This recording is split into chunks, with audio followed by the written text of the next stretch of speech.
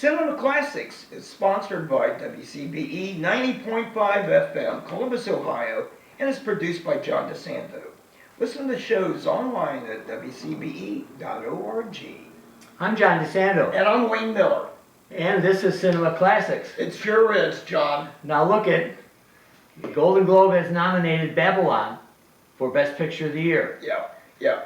And that's what we're talking about, Babylon. And we are, I would like to set the scene, we have no real resources for talking about this because nobody will say anything about it until the embargo's up. Well, I tell you, Variety did have an interesting article and another, and on Rotten Tomatoes.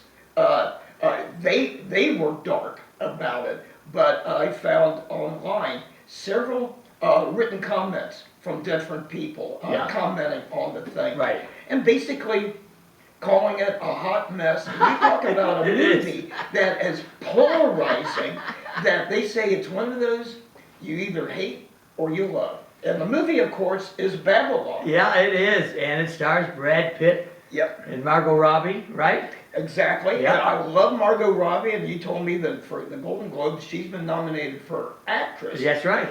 But surprising to me, Brad Pitt for supporting actor. Okay, and I wanted to explain, and you know what I mean when I say this, they sometimes play games. They'll put him in a category that he's more certain to win than the other category. Yeah, and you did say the other, since they really boast 3 stars, the other one, Diego, I can't remember his last name, but anyhow. I'm gonna give it to you right now. But anyhow, I think you said he was nominated for actor. He was, yes. And he really does carry the movie. And I tell you, John, if I could speak quite frankly, and I think you caught it. And I think you caught it when we were walking out of the screening.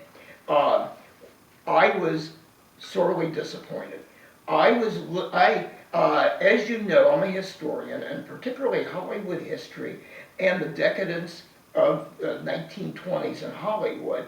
And I really like Margot Robbie. I like Brad Pitt. I'm amused by Tobey Maguire. Well, he's a producer as well. Right. And I really like this director because 3 of my favorite films recently, Whiplash. Yes.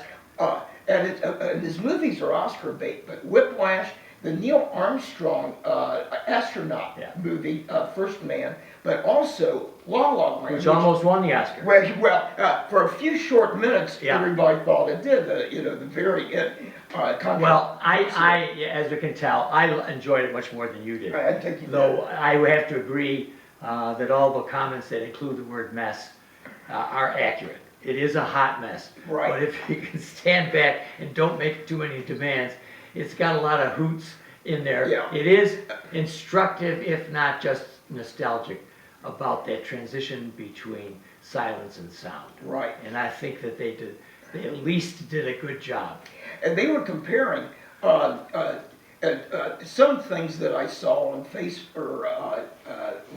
when I Googled Babylon, and questions that people asked, like, was it based on a true story? And they said a combination of stories, like the Brad Pitt characters, much like John Gilbert, who was a big matinee star during the silence, could not really successfully transition into talkies. And Margot Robbie's character, kind of based on one of the it girl flappers, like Clara Bow, for example. And I thought she was, I liked her, and I thought Pitt did a good job. And look what I found interesting too was that Pitt, where you might have expected that Pitt's voice wouldn't make the transition, it did. Yes. Their point being, it doesn't necessarily mean what age it's in, is that he is just past his time. Yeah, exactly. And and the real actor, John Gilbert, his voice wasn't that bad, but sometimes, especially the very crude mechanics of the talkies. And to me, the best scene in the entire movie was when they were, with Margot Robbie's character, trying to get it down pat as a talkie. And they had to do so many takes. I know. She missed her mark. Yeah. the microfilm And the frame wasn't guy big who's way enough. up after the heavens has to come down from his box, the sound man, every time. Yeah, and then, and in some ways, and I remember reading particularly when Hitchcock made the transition from silent to sound movies, and back then, the cameras were so loud, they had to put them in, and poor people were dying, of heat To exhaustion. go back to your argument, or at least to your point about Margot and her nomination, Eric Roberts, who's in the film, you gotta see Eric Roberts with that Yes. head of hair. Yes. Incredible guy. Anyway, he compared her performance to Elizabeth Taylor's in Who's Afraid of Virginia Woolf. Oh, And he said interesting. he feels that she could win an Oscar for it. Uh-huh. And I think he's right. And here's something for you to think about, and you probably know this already. The first choice was Emma Stone. Because the director had used her Yes. to great effect, and I think she La La won the Land. Oscar for La La Land Yes. for Best Actress. Yeah. So she couldn't make it, Yeah. scheduling conflict.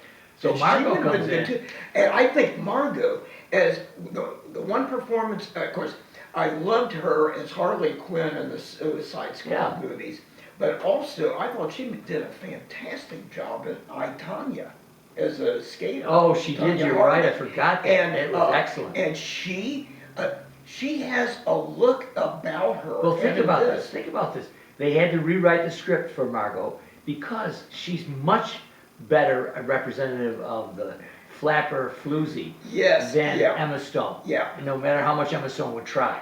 yeah. But Emma could have pulled off some of the innocence look Exactly. that they were looking But you've got at. to, yeah, but you have to get that edgy part that Margot Yeah. brings in. And so, so this film intrigued me because, like you, I'm interested in Hollywood, of course. Yes. And that era, the Al Jolson transition, Yeah. is just so romantic and so interesting. And yes, there's a scene that I think originally they had planned to be 30 minutes and probably wasn't, that first orgy scene, Oh, where yeah. it tracks through it, which Yeah. I thought was way over the top, Oh, my way God, unnecessary. yes. And in fact, not sensual in any way that I could Oh, figure. jeez. It's kind of horrifying. This may not be a movie to take the kids to for crying out loud. And it's opening wide release. What's interesting, they were going to release it, I think Christmas Day, just on both coasts to qualify for the Oscars, but then go into a wide release early January. But they're doing wide release December 23rd. Yes, and they're yes. saying that the distributors are feeling confident in, to open it early. But I tell you, John, and this is a problem that exhibitors, the movie chains have, and that's trying to fit I told you to. Oh, This here we go. overlong- I know what you're gonna talk And about. John, we went to a press screening, no trailers before. This thing is about 3 hours And 8 minutes. add trailers to it, which usually take up a good Yeah. 15 minutes. You better plan on 3.5 hours. And one of the little reviews that I read that somebody said, well, if you're gonna go see this, you better take an extra shot of espresso to stay awake.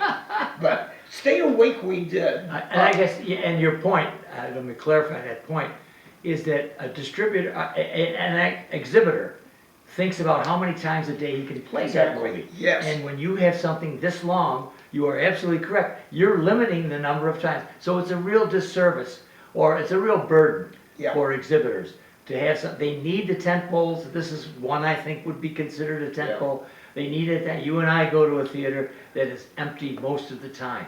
Yeah. And they are relying on the big mavericks to do the job for them. Right, And right. we're the beneficiaries because it's like a private screening Yes. every time we go. Well, and I'm trying to think of the director who did Deer Hunter, and then Snino? yes, and then bombed with Heaven's Gate. And I just wonder if Giselle here may have been a bit too cocky with some of his recent successes, with like La La Land, for example, Yes. and Whiplash.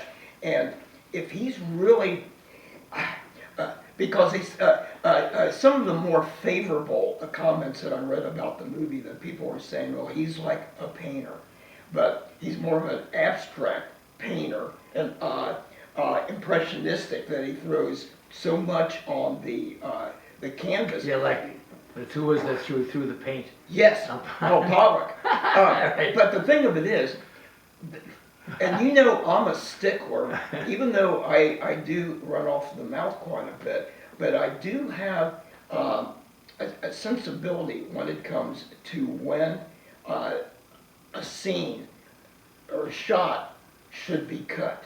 You know, Let's hold it. Let's go to that. okay. And right now, anybody who wants to hear more of our blather Yes. has to go to double take on the Do you WCBE. think anybody will? Are we running too long? Do you think know, like the anybody's movie listening? did? Yeah. So anyway, you have Okay. to go to the WCBE, the podcast experience, and your advice to people. I'm hard pressed to recommend it, Okay. except for somebody who really likes Hollywood history. It's not for everybody. It's certainly not for families. And boy, I'd be embarrassed to take a date to it.